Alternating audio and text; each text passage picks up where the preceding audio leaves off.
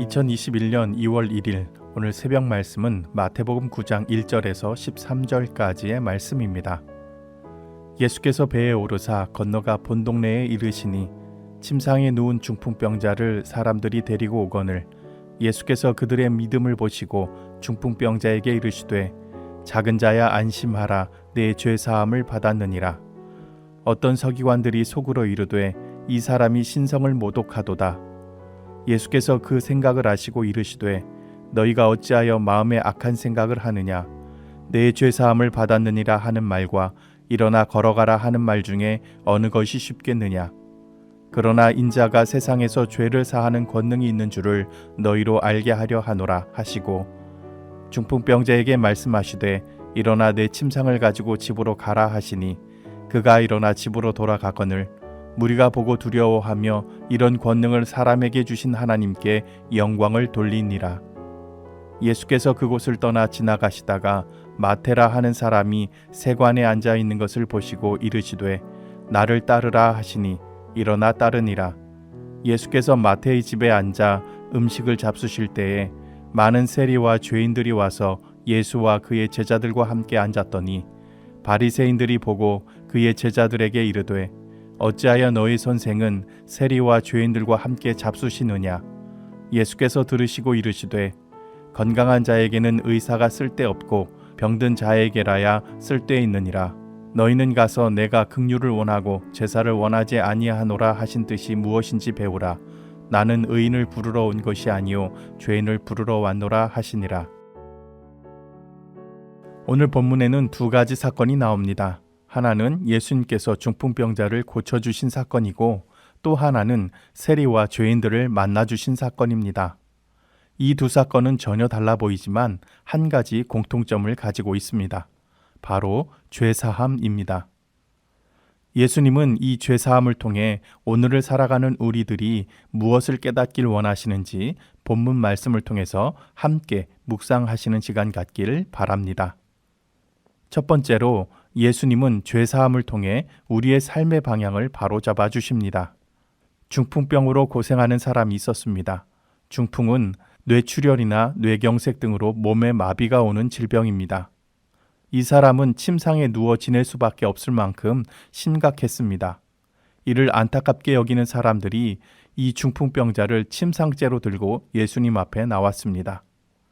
마가복음 2장에서는 이 장면을 예수님을 에워싼 사람들이 너무 많아서 가까이 갈 수 없었기 때문에 친구들이 지붕을 뜯고 침상을 줄에 달아서 예수님 앞에 중풍병자를 내려놓았다고 기록하고 있습니다.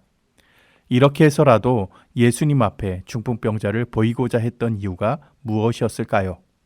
그것은 친구의 병고침을 간절히 바라는 마음이었을 것입니다. 중풍병자 자신도 마찬가지였겠죠. 몸이 건강한 사람들도 먹고 사는 문제가 쉽지 않았던 시대에 중풍으로 몸을 쓸 수 없게 되었으니 어떤 일도 할 수 없었을 것입니다. 당장에 먹고 사는 것도 문제가 되고 사람 구실도 제대로 못한다고 여겨져서 사회에서도 소외당하고 말게 됩니다. 그렇기에 중풍병자 자신도 친구들도 병고침을 받고 싶어하는 마음이 간절했을 것입니다. 그런데 예수님께서는 작은 자야 안심하라 내 죄사함을 받았느니라 라고 하며 중풍병자와 친구들이 생각하지도 못했던 죄사함을 선포하셨습니다. 그 이유는 무엇이었을까요? 우리는 인생을 말할 때 방향과 속도에 대해서 말하곤 합니다. 아무리 빨리 가도 잘못된 방향으로 가면 아무런 소용이 없습니다. 죄의 문제가 해결되지 않고 건강만 회복되면 더 많은 죄를 더 빨리 짓게 되어 더 큰 죄인이 될 뿐입니다. 죄의 문제만 놓고 보면 차라리 중풍병자였을 때가 죄를 덜 짓는 상황이었습니다. 그렇기 때문에 예수님의 죄사함 선포는 중풍병자의 인생의 방향을 올바르게 잡아주신 것입니다.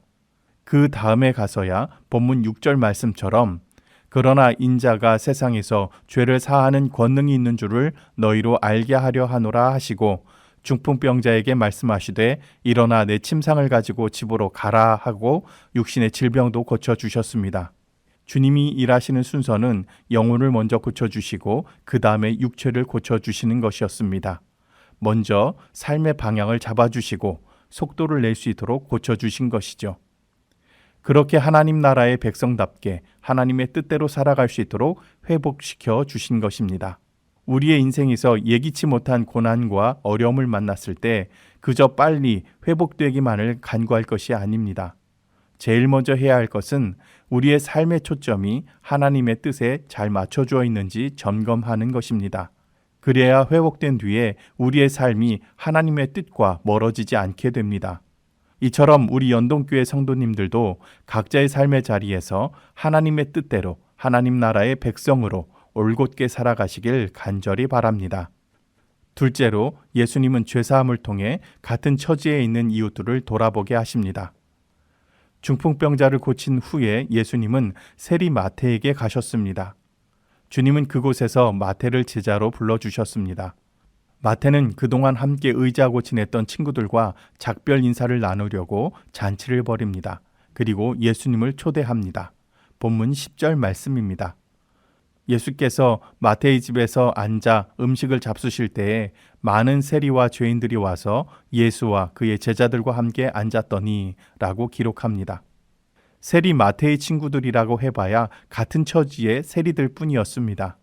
겉으로만 보면 예수님이 같은 민족의 고열을 빨아먹고 사는 가장 악한 죄인들과 어울리는 사람처럼 보입니다. 하지만 예수님께서 그 자리에 계신 이유는 그들이 죄인이었기 때문이었습니다. 죄인을 구원하시기 위해서 그들과 함께 식사하시고 그들과 어울리신 것입니다. 이러한 모습을 지켜보고 있었던 바리새인들은 예수님께서 세리와 죄인들과 어울려 음식을 먹는다고 비난하였습니다. 바리새인들이 잘못한 것은 아니었습니다. 죄에 물들지 않기 위해서는 죄인들을 멀리해야만 했습니다. 그래서 사도 바울도 악은 어떤 모양이라도 버리라고 데살로니가 교회에게 권면하였습니다. 하지만 죄를 고치기 위해서는 죄 가운데로 들어가야만 합니다. 마치 코로나를 치료하기 위해서 의료진들이 코로나가 걸린 사람들과 함께 있는 것처럼 말입니다. 교회도 마찬가지입니다. 하나님 나라의 본보기로서의 교회가 왜 죄 많은 세상 한복판에 놓여 있어야 하겠습니까? 그것은 죄를 고쳐 나가라는 뜻입니다. 본문 12절에서 예수께서 들으시고 이르시되 건강한 자에게는 의사가 쓸데없고 병든 자에게라야 쓸데있느니라 라고 말씀하신 것처럼 말입니다. 그런데 최근 한국 교회는 죄 많은 세상을 고쳐 나가기보다는 마치 바리새인들처럼 세상을 정죄하기에 바빴습니다. 그러다가 오히려 세상으로부터 정죄를 당하기 시작했습니다. 이제라도 교회의 사명을 다시금 세워 나가야 합니다. 죄사함을 받은 그리스도인들은 바리새인들처럼 죄인을 정죄할 것이 아니라 예수님처럼 세리와 죄인들의 친구가 되어 주어야 합니다. 그들이 예수 그리스도를 만나 죄사함을 받을 수 있도록 말입니다. 예수님은 우리들의 죄사함을 위해서 이 땅에 오셨습니다. 죄사함을 통해서 우리는 하나님의 뜻을 분명히 깨달을 수 있고 하나님의 뜻을 이 땅에 실천함으로써 하나님의 나라를 이루어 갈 수 있습니다.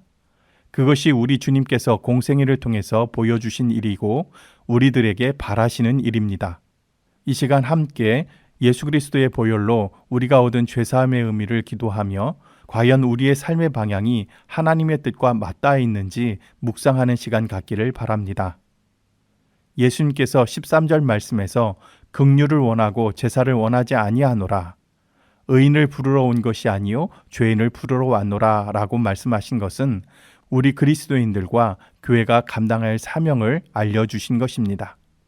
우리 연동교회 성도님들도 죄인들을 멀리하고자 했던 바리새인들처럼 이웃과 담을 쌓고 지내시는 것이 아니라 세리와 죄인들의 친구가 되어주신 예수님을 본받아 죄인들을 부르기 위해 긍휼을 베푸는 선한 이웃으로 살아가시길 간절히 부탁드립니다. 함께 기도하시겠습니다. 우리 죄를 사해 주시려 독생자를 내어주시기까지 우리를 사랑하신 하나님, 죄악 가득한 세상, 거친 세상을 살아가면서 우리가 죄인처럼 살지 않기 위해 죄악된 세상을 바라보지도 않고 죄인들을 멀리하며 애쓰고 몸부림치며 살아왔지만 정작 우리의 모습을 되돌아보면 예수님께서 책망하셨던 바리새인들과 같은 모습이 너무나 많이 있음을 깨닫게 됩니다. 심지어 교회와 그리스도인들이 세상에 손가락질 받는 처지가 되었습니다. 주님, 죄사함의 의미를 다시 한번 깊이 묵상하며 나가게 하여 주시옵소서. 하나님께서 강건하여 주셔서 우리의 삶의 방향을 재설정하여 주시옵소서. 구원받은 백성들끼리만 어울리고 의인들끼리만 살아가려는 모습을 뛰어넘어 세상으로 나아가게 하여 주시옵소서. 더 이상 그리스도인들이 이기적이고 사기꾼 같은 불편한 이웃으로 인식되지 않기를 원합니다. 세리와 죄인들의 친구가 되어 주셨던 예수 그리스도의 극률한 마음을 가진 선한 이웃이 되어갈 수 있도록 우리에게 믿음의 담력을 허락해 주시옵소서. 그렇게 우리 연동교회 성도님들 한 분 한 분이 하나님의 사랑을 드러내며 하나님의 뜻대로 살아가는 복된 하루가 되게 하여 주시옵소서. 예수님의 귀하신 이름으로 기도드리옵나이다. 아멘. 고치소서, 주의 길을 걷게 하소서. 고치소서, 내게 새 힘 부어주소서. 믿음 없는 내 마음 주께 고백하오니 주의 품에 쉬게 하소서.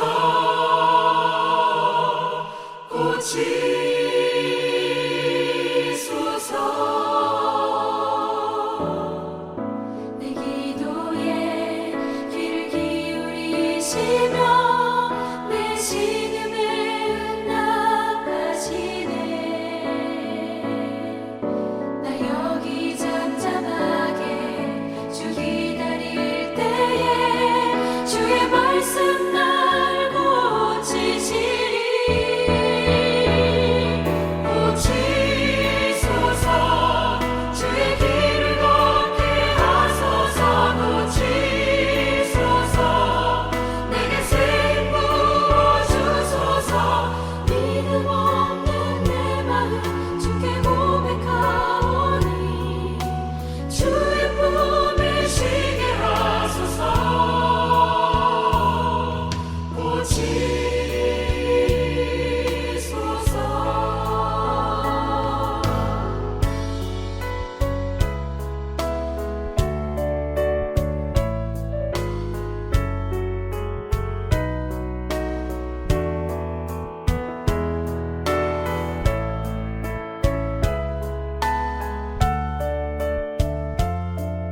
고치소서.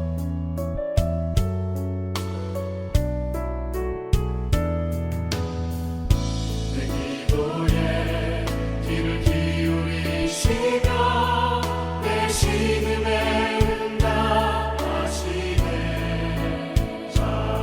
잠잠히 주 기다릴 때에 주의 말씀 날 고치시리. 고치소서, 주의 길을 걷게 하소서. 고치소서, 내게 새 힘 부어주소서. 믿음 없는 내 마음 주께 고백하오니 주의 품에 쉬게 하소서. 고치소서.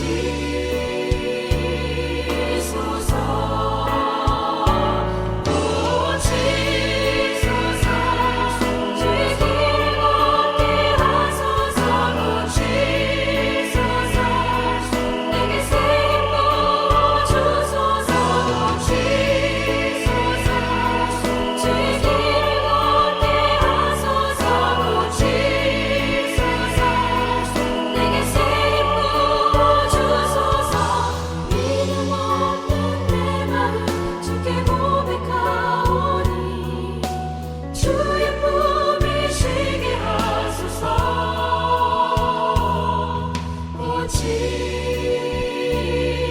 고치소서.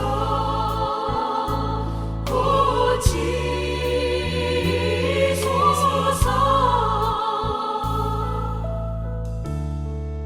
그 사랑과 평강으로 날 일으켜 세우시네. 그 사랑과 평강으로